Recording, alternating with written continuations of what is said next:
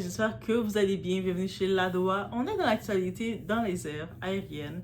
En effet, il y a eu un crash d'un avion avec Air Canada Jazz. Et je me dis, j'aurais pu me trouver dans cet avion. Mais bref.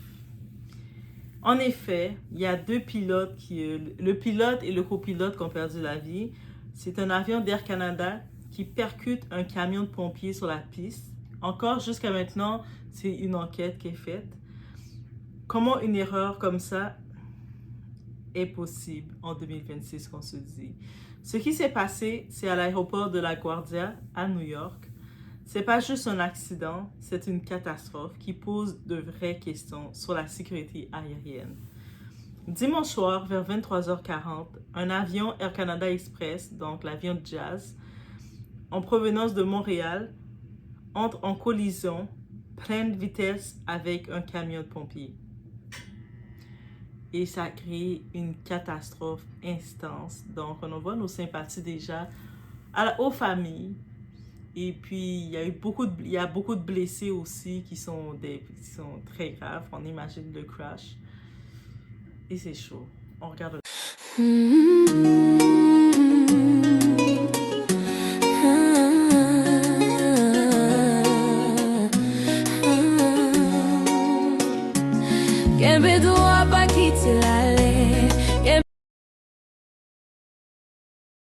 Donc, l'avion, c'est un CRJ 900 exploité par Jazz Aviation, le vol AC 8646, donc de Air Canada.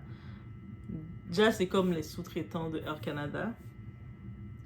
Dans cet avion, à bord, on retrouvait 72 passagers. Donc, il y a quand même, c'est un avion qui est moyen quand même de capacité, plus avec l'équipage, donc les agents de bord et l'équipage. Donc, ça s'est passé après l'atterrissage, pendant le roulage. Boum! Un camion de secours incendie traverse la piste active. Donc, le camion d'incendie se trouvait sur la piste qui est active parce qu'ils étaient en train de régler une urgence aussi de leur côté. Résultat, le cockpit qui est à l'avant de l'avion, complètement détruit. L'avant de l'avion s'est pulvérisé, impact d'une violence extrême. Il y a une des agents de bord qui est juste sortie de l'avion. Elle est sortie. Elle est toujours vivante par contre, mais elle est sortie de l'avion. Son corps a été projeté. Donc, le bilan humain, il y a 2 personnes qui ont perdu la vie, le pilote et le copilote. Plus de 40 personnes blessées. Plusieurs sont en état critique. Une agente de bord qui a été éjectée de l'appareil est miraculeusement vivante. On imagine dans l'état qu'elle est. Des passagers en choc total, on imagine. Des secours débordés, une scène de chaos. Et à cet instant-là, bien entendu, dans l'aéroport de LaGuardia à New York, ils ont fermé immédiatement sur ça. Tous les vols ont été déroutés vers l'aéroport de JFK. Intervention d'urgence massive, triage des victimes sur place, LaGuardia complètement paralysée. Ce qui choque vraiment, selon les premières infos, le camion de pompiers était sur une piste active. Il répondait à une autre urgence. Donc, et là, il y a eu un problème de communication. L'erreur est humaine, qu'on a envie de dire.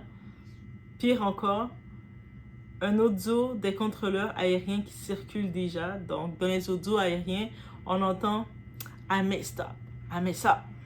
Donc, j'ai merdé. On va être clair, en aviation, il y a une règle absolue, 0 erreur. Parce qu'une seule erreur coûte des vies.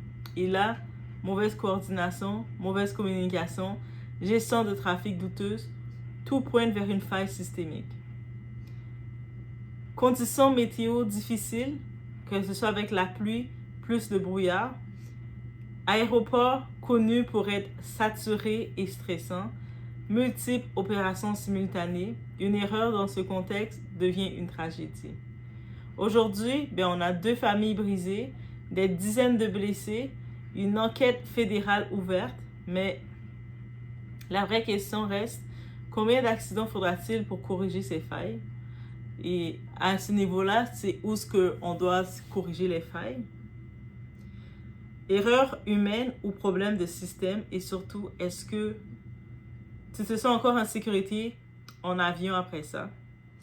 Donc, c'est sûr, oui, ça, les crashs comme ça en avion, ben, ça choque encore plus parce que on voit à chaque jour, il y a des accidents d'auto complètement, mais le fait que l'auto est plus petit, on n'est pas conscient de ça, on est plus traumatisé sur le choc quand il s'agit d'un avion.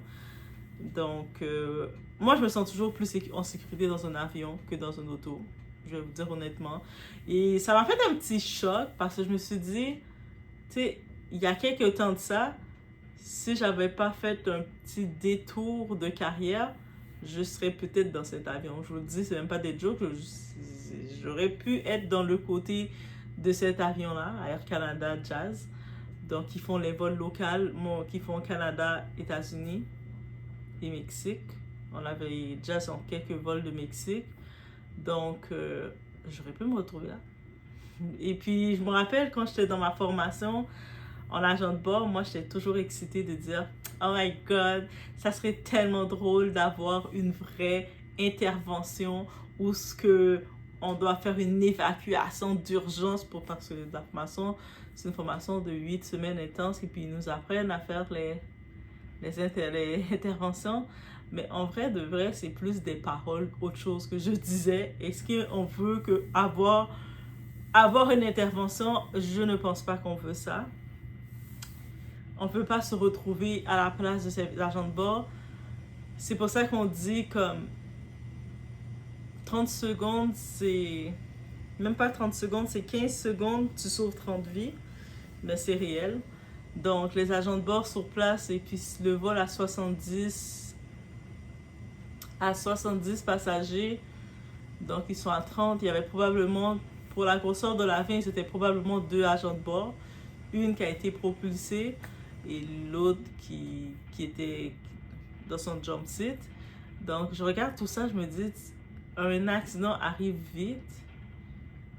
Et c'est... Est-ce qu'on peut blâmer rendu là?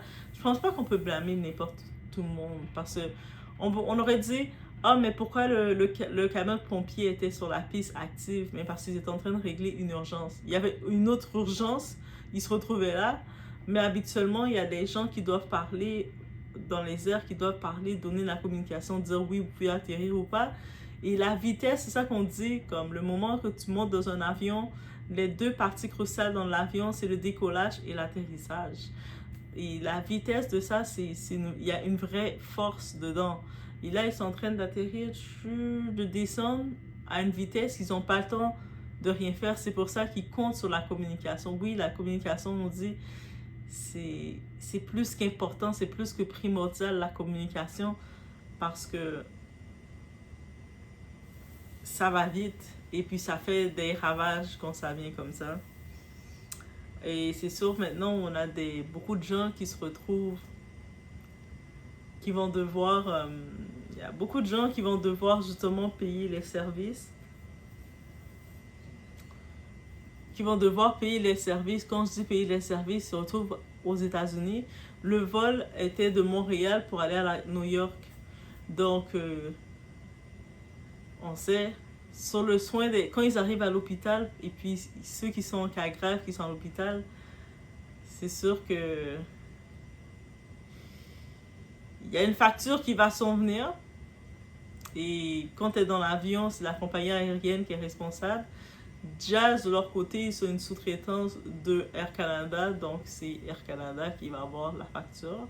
Déjà, je pense qu'Air Canada, c'était compliqué avec eux. Récemment, il y avait eu des grèves avec les agents de bord parce que justement, les agents de bord récemment voulaient être payés pour quand ils sont au travail parce qu'avant le nouveau contrat, lors des agents de bord, tu n'étais pas payé. Tu étais payé juste quand l'avion décollait. C'est-à-dire tout le long que tu es dans l'aéroport, tout le long que tu fais les vérifications, tout le long, tant que les portes ne sont pas fermées, prêt à décoller, tu n'es pas payé. Tant que les portes ne sont pas fermées, tu n'es pas payé.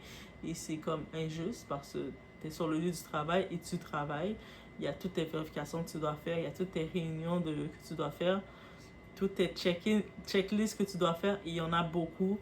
Les agents de bord, on a des checklists. Les pilotes, ils ont aussi leur checklist aussi à faire. Donc, ouais. Mais c'est ça.